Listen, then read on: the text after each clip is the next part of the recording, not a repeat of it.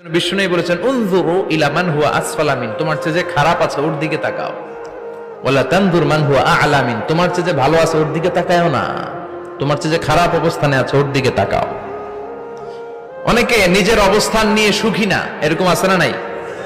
আল্লাহ আমার এটা দিল না রে, ওইটা দিল না রে, পাইলাম না রে, কিচ্ছু হয় না, কি করব জীবনে, হতাশ। আসলে আছে কিন্তু অনেক, কিন্তু শুকরিয়া নাই, ডাকাত, ঠিক কি না?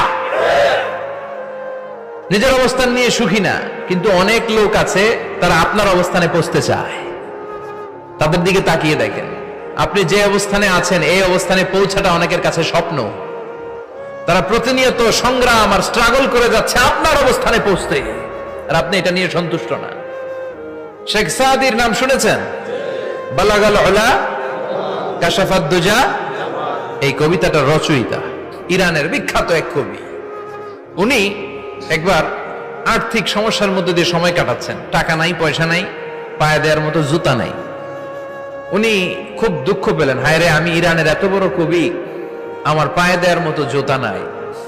দুঃখ ভরা মন নিয়ে রাস্তায় হাঁটতে বেরোলেন। হাঁটতে হাঁটতে হঠাৎ দেখলেন একটা লোক শুয়ে শুয়ে কাঁদছে, ওই লোকটার দুইটা পাই নাই,